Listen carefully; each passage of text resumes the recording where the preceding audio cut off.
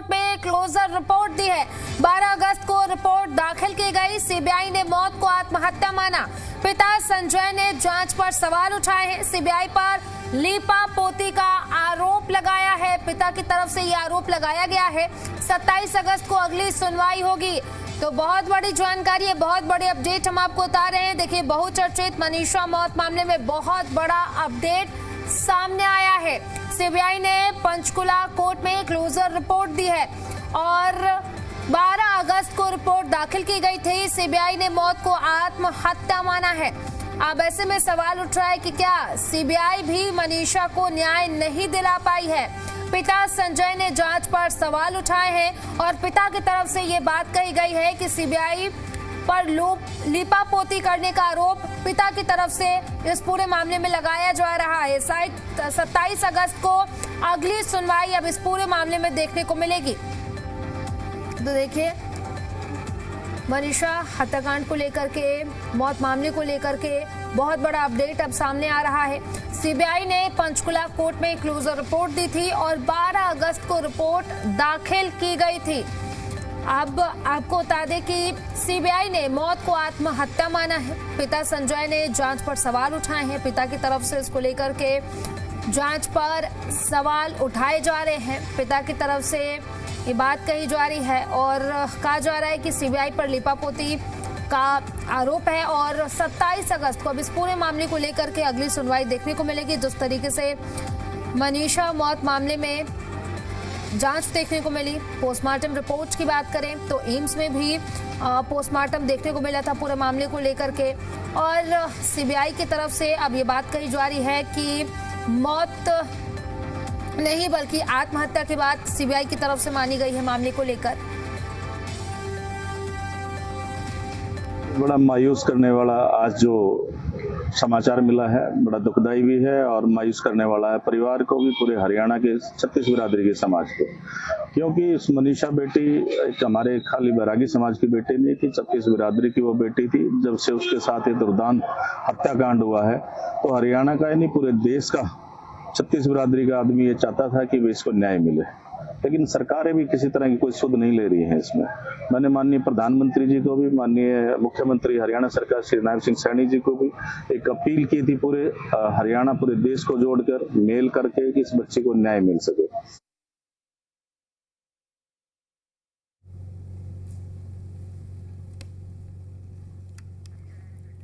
और इसी पर ज्यादा जानकारी के साथ सहयोगी विजय राणा हमारे साथ कनेक्ट कर रहे हैं, उन्हीं का रुख कर लेते हैं। विजय, फिलहाल सीबीआई की तरफ से बात कही जा रही है कि सीबीआई ने मौत को आत्महत्या माना है, लेकिन पिता की तरफ से जांच पर सवाल उठाए जा रहे हैं। पिता की तरफ से लीपापोती के भी आरोप लगाए जा रहे हैं। विजय, बिल्कुल, सीबीआई ने जांच अपनी पूरी करने के बाद जो है वो क्लोजर रिपोर्ट अदालत में दे दी है और उसमें कहा गया है कि मनीषा ने आत्महत्या की थी, जिस तरह के सबूत मिले हैं। लेकिन मनीषा का जो परिवार है वो इस फैसले से संतुष्ट नहीं है। उनका कहना है कि सीबीआई ने जांच ठीक तरीके से नहीं की है या रिपोर्ट ठीक तरीके से नहीं बनाई है, इसमें लापरवाही की गई है और दोबारा जांच की मांग भी उठाएंगे और इस आगे इस मामले को लगातार वो उठाते रहेंगे ताकि मनीषा को न्याय दिलाया जा सके। और कहीं ना कहीं वो संतुष्ट इस मामले नहीं नजर आ रहे हैं। लेकिन परिवार की ओर से ही इस घटना के बाद जो है सीबीआई जांच की मांग की गई थी और सरकार ने इस मामले की जांच सीबीआई को सौंप दी थी।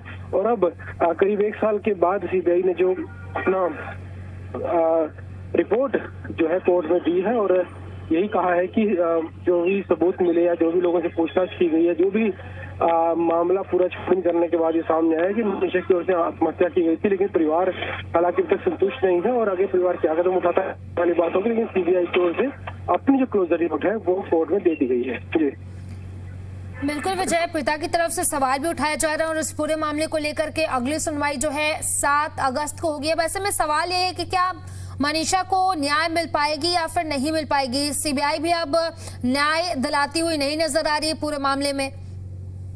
बिल्कुल, अगली सुनवाई तक इंतजार जो है वो परिवार की ओर से किया जाएगा। 27 अगस्त को अगली सुनवाई होनी है और तब तक जो परिवार है वो इंतजार करेगा कि सीबीआई की ओर से रिपोर्ट दे दी गई है, लेकिन कोर्ट इसमें क्या फैसला करता है। क्या कोर्ट आगे की जांच के लिए आदेश करता है या फिर इस रिपोर्ट को एक्सेप्ट करता है, उसके बाद अपना फैसला सुनाता है। तो कोर्ट की अगली सुनवाई के ऊपर सारा जो मामला भी अटका हुआ है और परिवार अगली सुनवाई की इंतजार करेगा। उसके सुनवाई के बाद इस मामले में आगे की कार्रवाई के बारे में परिवार सोचेगा। ठीक है विजय, बहुत बहुत शुक्रिया आपका तमाम जानकारी के लिए। तो बहुत चर्चित मनीषा मौत मामले में बड़ा अपडेट सामने आया है। अब इसको लेकर के क्या क्या चीजें, क्या टाइमलाइन रहा, इसको लेकर के अब ग्राफिक्स के जरिए हम आपको समझाते हैं। देखिए, बहुचर्चित मनीषा केस में बड़ा अपडेट सामने आया है। पंचकुला विशेष सीबीआई कोर्ट में क्लोजर रिपोर्ट दाखिल की गई है। 12 अगस्त को दाखिल हुई क्लोजर रिपोर्ट और सीबीआई ने आत्महत्या को मौत की वजह माना है। परिजनों को भेजा गया है रिपोर्ट का पत्र। तो मनीषा के पिता ने जांच पर सवाल उठाए हैं और पिता ने लीपापोती का आरोप लगाया है। परिवार ने रिपोर्ट पर असंतोष जताया। बेटी को न्याय दिलाने की लड़ाई जारी रहेगी, ये बात मनीषा के परिवार की तरफ से कही जा रही है। 27 अगस्त को रिपोर्ट पर अगली सुनवाई देखने को मिलेगी। तो देखिए, बहुचर्चित मनीषा मामला।